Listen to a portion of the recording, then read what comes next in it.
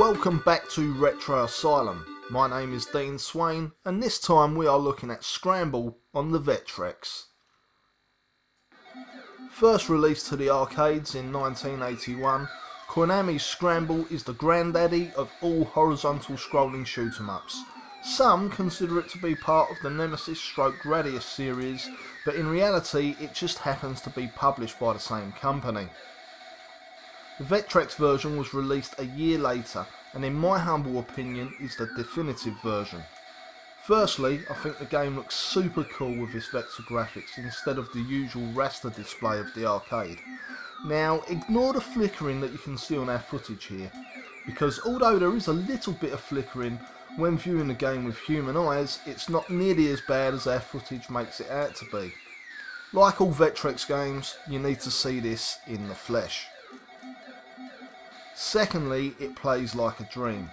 Easily one of the most addictive and well regarded games on the system, Scramble is arcade gaming at its purest.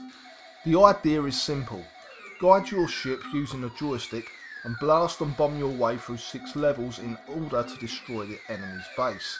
You have one button to shoot and another button to bomb. Bombing is just as important as firing at the enemy, as there are fuel tanks at various points on each level that need to be hit in order to replenish your ship's fuel supply. Failing to keep your ship fueled will result with your ship falling out of the air. Trust me, you won't get far without bombing those fuel tanks. Of course, it's not as easy as it sounds. It's very hard to judge if it is the right time to bomb. Too early, too late, getting it spot on is tricky, but I always find it easier to keep fairly low. Just remember not to hit the scenery, as doing so will result in instant death.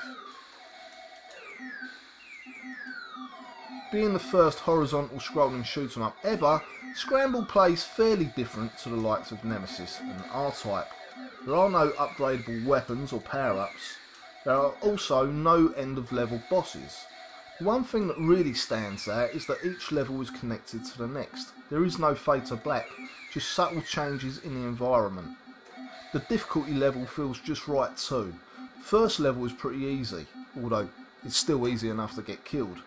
Then things get ramped up a bit. By the time you are trying to navigate your way around the maze, you'll probably be cursing the game, but it's more than likely your own fault if you die.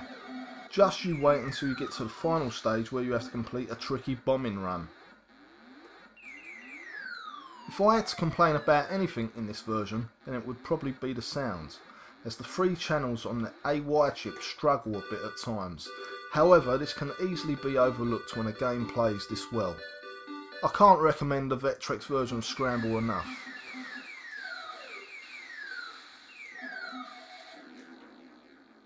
Well, until next time, we will see you soon.